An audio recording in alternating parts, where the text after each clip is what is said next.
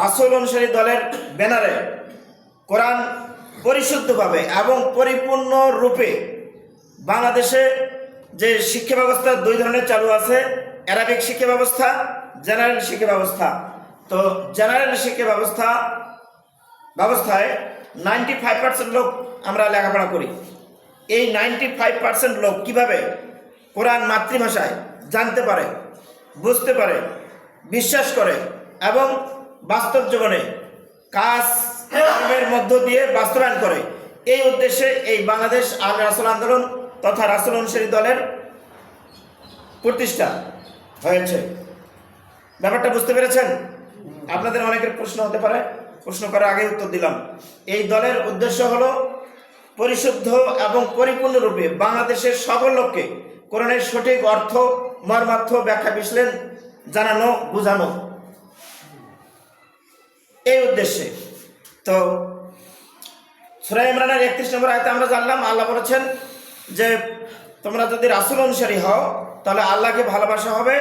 আর আল্লাহ আমাদের অতীতে এই কোরআনের দাওয়াত পাওয়ার পূর্বে আমরা এর পূর্বে যতক্ষণ আমরা ভুল হাদিস, ভুল ইতিহাস, ভুল কিচ্ছা, ভুল কাহিনী এগুলোকে বিশ্বাস করে অনেকগুলো ভুল কাজ করেছি, অনেক ভুল বিশ্বাস করেছি, ভুল এলেম অর্জন করেছি, আল্লাহ বিরোধী, রাসূল বিরোধী, আল্লাহ যা বলেন নাই, আল্লাহ নামে যা সমাজে চালু আছে, রাসূল যা বলেন নাই, রাসূল যা করেন নাই, তার আল্লাহ রাসূলের নামে সমাজে অনেকগুলো ভুল তথ্য প্রচারিত আছে।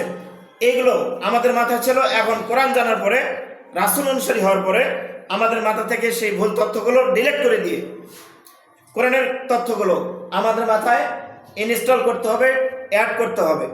তাহলে অতীতে আমরা ভুল জেনে, ভুল বিশ্বাস করে, ভুল যে কাজগুলো করেছি, আল্লাহ বলেছেন ক্ষমা করবেন। সুবহানাল্লাহ। আমাদের মোবাইলে যদি অপ্রয়োজনীয় বা ভুল করে কোন নাম্বার আমরা কি করি, অ্যাড করি, তাহলে পরবর্তীতে জানতে পারার পরে কি করি, ডিলিট করে দেই। আল্লাহ বলেছেন ক্ষমা করবেন, মানে ওই যে ডিলিট করে দেবেন।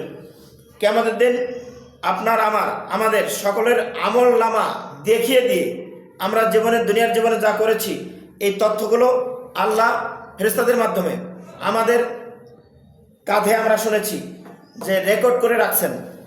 এটা কিয়ামতের দিন আল্লাহ বলেছেন সূরা বানী ইসরাঈলের 14 নম্বর আয়াতে আল্লাহ বলবেন, ইকরা কিতাবাকা কাফা বিনাফসিকা আল-ইয়াওমা আলাইকা হাসিবা, পড়ো আজকে তোমার আমলনামার কিতাব, এটাই তোমার জান্নাত কিংবা জাহান্নামের জন্য যথেষ্ট।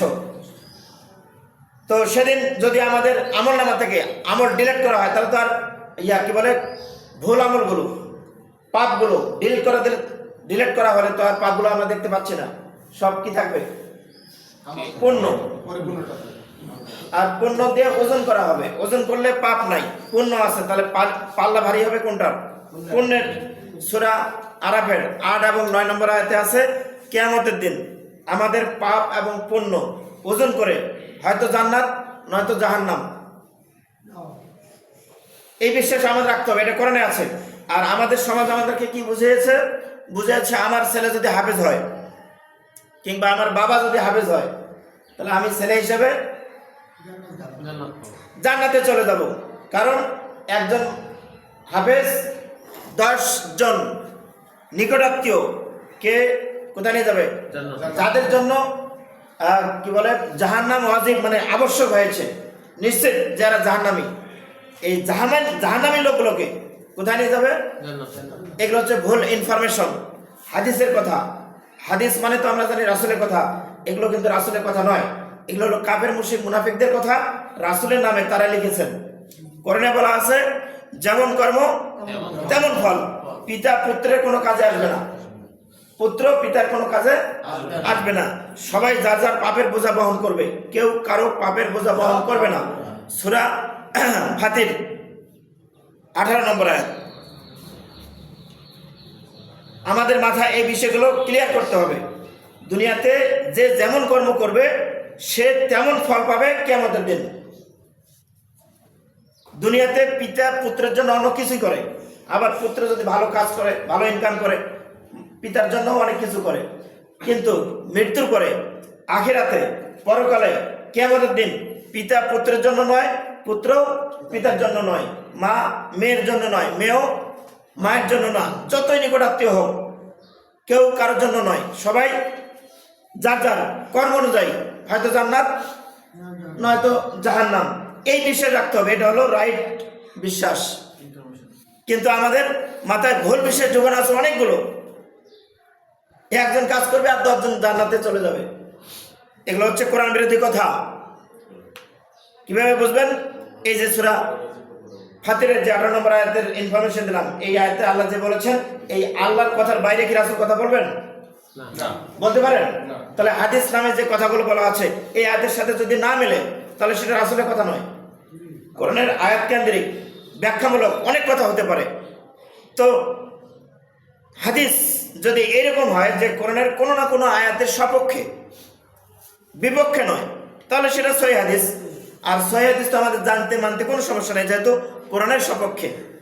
আর যদি কোরআনের কোনো না কোনো আয়াতের বিপক্ষে যায় তাহলে সেই হাদিস হাদিস নয়, সেই হাদিসটা কি নয়? হাদিসই নয়, মানুষের বানানো, সাজানো, গোছানো, পেঁচানো, রটানো, কাফের মুশরিক মুনাফিকদের বানানো কথা। আপনি আপনার একটা কথা বলে যদি বলেন যে সলিমউদ্দিন বলেছে, সেটা কি মিথ্যা হলো না? তো একইভাবে কাফের মুশরিক মুনাফিকরা তারা তাদের লক্ষ্য সমাজে মুসলিম জাতির মধ্যে বিভাজন করার জন্য, বিভিন্ন দলে উপদলে তৈরি করার জন্য, মুসলিম জাতির ঐক্য বিনষ্ট করার জন্য বিভিন্ন হাদিস তৈরি করে রাসূলের নাম দিয়ে বাজারজাত করেছেন। আর আপনারা বুখারী শরীফ যে একটা হাদিস আছে না, হাদিস গ্রন্থ, এই বুখারী শরীফ যিনি লিখেছেন তার আসল নাম কি? ইসমাইল বুখারীর জীবনীটা একটু কাইন্ডলি পড়বেন। অন্ধ ছিল উনি। ওইখানে তার ব্যাপারে আমাদের তাদের যে লেখা বই পুস্তক বাজার চলছে, ওই ইতিহাসটা পড়লে বুঝবেন যে এখানে হাদিসের মধ্যে কতগুলো কোরআন বিরোধী কথা ঢোকানো হয়েছে। শুধু বুখারীর ইতিহাসটা জানলেই বুঝতে পারবেন। রাজনৈতিক কারণও আছে। একজন লোক 30 বছরের জীবনে 8,500 টিচারের কাছে পড়তে পারে, এরকম গাঁজাখড়ি গল্প ইতিহাসে বলা আছে। এবং সেই শিক্ষক